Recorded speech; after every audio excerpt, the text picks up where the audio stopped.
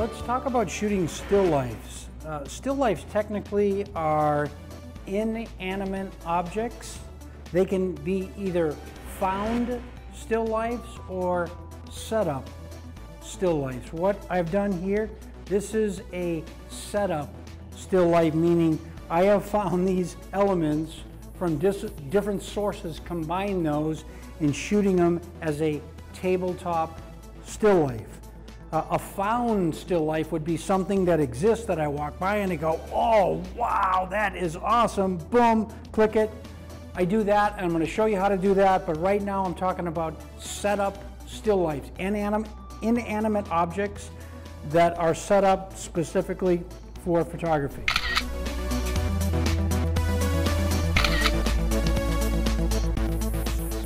You can see where I'm shooting is an open courtyard. It's an open shade. Everything is beautiful. It's indirect light. And there's a warm sunlight. It's late afternoon, bouncing off the brown, tan, or orange sandstone back to the subject. So I've locked my white balance kind of on this sandstone surface. So the whole scene is warm. It's indirect light, so it's soft. The quality of light is soft. And then I've locked my exposure right on the salt, which is the brightest of all the spices, so that I don't burn out or blow out the highlights in the white. First thing to think about when you're shooting a still like this is angle of view. In other words, where do you put your camera relative to the subject? I can easily shoot at a front 3/4. I'm going to do that. I can shoot it from the side. Remember, now I'm in a locked exposure. So I can just move around the scene. Again, now I'm in a locked exposure, so all my exposures, whether I'm shooting video or I'm shooting stills, are going to pretty much be of the same exposure value. In other words, I'm not going to get some that are super bright and some that are super dark.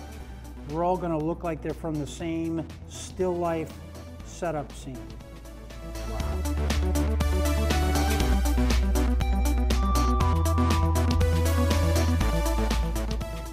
Lock my exposure over here on the white, and I'm going to point up to the sky, lock my white balance so that it's warm. I'm coming back. There it is, right there. Perfect.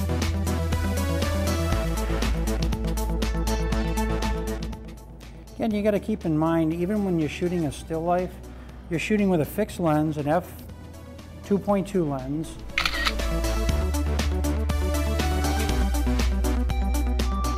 You're in the wide angle lens. A wide angle lens is not that great for shooting still life. Why? Because when you get in, it kind of exaggerates, you know, the structure of the subject that you're shooting. So I like to keep my distance.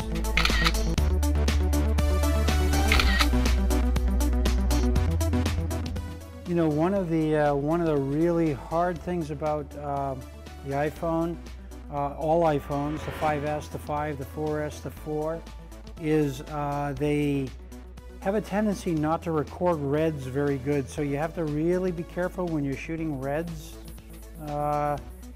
So you have to deliberately underexpose the reds to make them more normal. So I'm going to lock my exposure using Camera Plus on the wood, so that my reds go a little dark and therefore are going to look more like my eye is seeing it and less electric or glowy like most reds you see in the mobile space.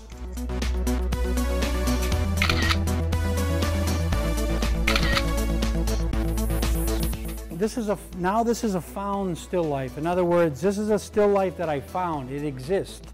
It's in nature. Actually, it's artificially in nature, but there's nothing that I'm going to do. I'm not going to move it. I'm not going to dress it. I'm not going to prop it. I'm not going to style it. It exists. I'm just going to shoot it. So I can see like big clumps of shadow around it. So what I'm going to do, and you may find this a little bit surprising, I'm using my camera placement app called Camera Plus, and I'm going to go right down to the white flowers. And I'm going to lock my exposure on the white flowers and only the white flowers. So that means my exposure is set for the white flowers, and if I come back and reframe the shot, then I will expose for that whole scene. I will hold the detail in the whites.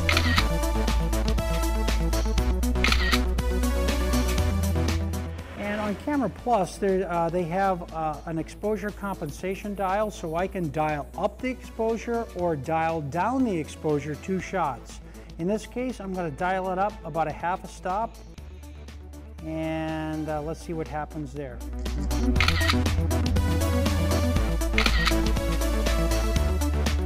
I wake up, and I go to breakfast, and I come back in the night.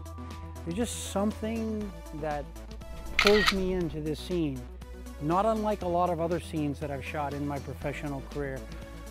I call that the law of attraction. You need to pay attention to the still small voice inside the heart, the soul, that pulls you into a scene, because chances are pretty darn good that's where your best work lies. The law of attraction, what pulls you in, what attracts you, what experiences in life have created my even liking this scene. I have no idea, but it's the law of attraction.